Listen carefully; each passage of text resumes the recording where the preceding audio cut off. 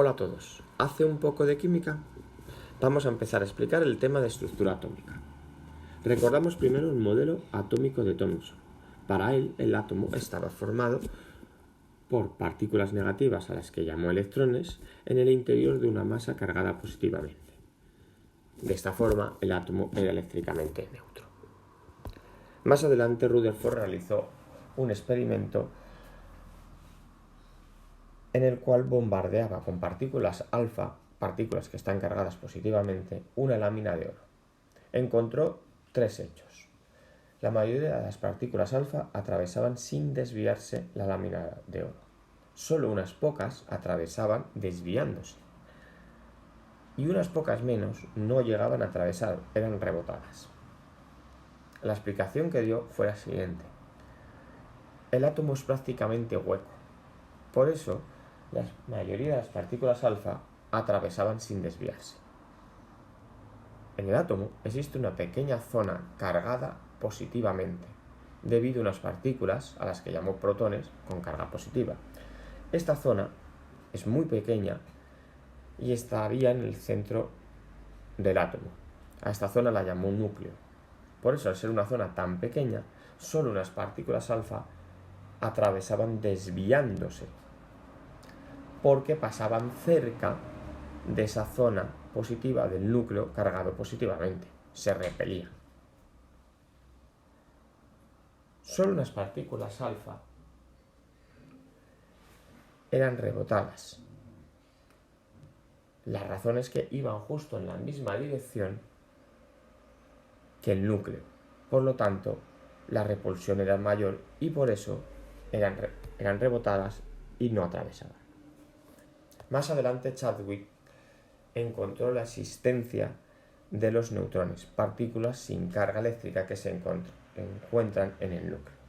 Por lo tanto, el núcleo, el átomo, está formado por un núcleo central en el que están los protones carga positiva y los neutrones sin carga, rodeados por una corteza en la que están los electrones carga negativa. Como el átomo es eléctricamente neutro, tiene que existir el mismo número de protones que de electrones. Definamos ahora el número atómico y el número másico. El número atómico es el número de protones que posee un átomo. Va a ser su carnet de identidad. Como el átomo es eléctricamente neutro, va a existir el mismo número de electrones que de protones. Pero recordar que lo que nos indica seguro el número atómico es el número de protones, porque sabéis que luego existen los iones, que son átomos que han ganado o perdido electrones. El número másico nos habla del número de nucleones que existen en un átomo, siendo los nucleones el número de partículas que hay en un núcleo. Por lo tanto, protones más neutrones. Es decir, el número másico es protones más neutrones, o si queréis, número atómico más neutrones. Por lo tanto, si quiero obtener el número de neutrones que tiene un átomo, simplemente tenemos que restar número másico de número atómico. ¿Cómo se representa un átomo neutro? Pues su símbolo químico, esquina inferior izquierda su número atómico, esquina superior izquierda su número másico.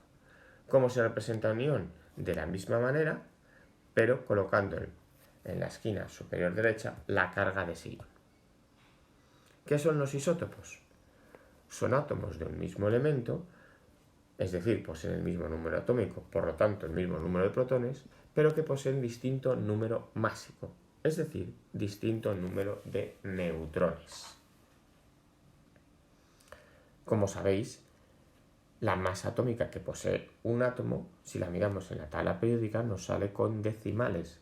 Eso es debido a la abundancia que hay de los isótopos de cada uno de los elementos en la naturaleza.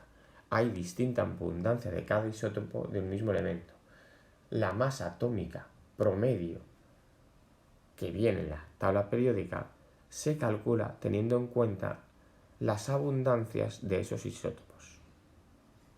Por lo tanto, esa masa atómica promedio se calcula sumando los productos de las masas atómicas de cada isótopo por su porcentaje y dividimos entre 100.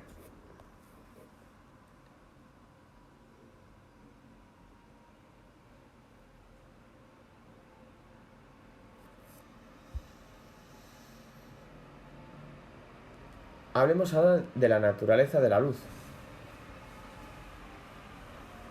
La luz posee una naturaleza ondulatoria, es decir, se comporta como una onda electromagnética, es decir, no necesita de materia para ser transportada, se puede transportar en el vacío, y además es transversal, es decir, la dirección de vibración y la dirección de propagación son perpendiculares. Y además presenta una naturaleza corpuscular, es decir, se comporta como materia. Planck llegó a decir que la luz está formada por paquetes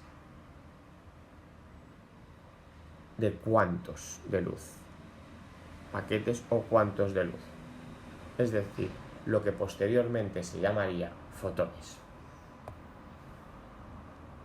La energía de un cuanto de luz viene determinada por la expresión h por nu, donde nu es frecuencia y h va a ser la llamada constante de Planck, que tiene un valor de 6,63 por 10 elevado a menos 34 julios por segundo.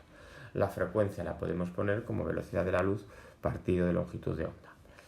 Naturalmente todo va en unidades internacionales, la energía en julios, la frecuencia en segundos a la menos 1 o hercios, que es exactamente lo mismo, la velocidad de la luz sabemos que es 3 por 10 elevado a 8 metros partido por segundo, y la longitud de onda en metros.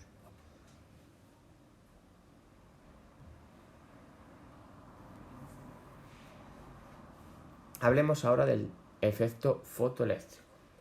Cuando irradiamos con una determinada luz de una determinada frecuencia la superficie de un metal, podemos conseguir que se emita electrones de esa superficie, siempre que la frecuencia con la que estamos irradiando sea mayor a la frecuencia umbral característica de ese metal.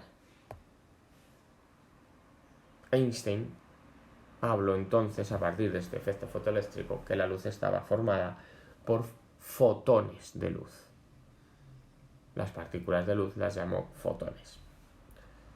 Por lo tanto, si el fotón posee una frecuencia mayor que la frecuencia umbral del metal, se emitirá el electrón, extraeremos el electrón de ese metal y aparte, con la energía sobrante conseguiremos mover ese electrón. Es decir, se transformará esa energía en energía cinética. Por lo tanto, la energía con la que irradiamos va a ser igual al trabajo de extracción más energía cinética, donde ese trabajo de extracción es la energía de ionización del metal. Podemos poner esta expresión como constante Planck por frecuencia igual a constante Planck por frecuencia umbral más masa por velocidad al cuadrado partido por 2. Y recordamos nuevamente que la frecuencia la podemos poner como velocidad de la luz partido de longitud de onda. Hasta luego.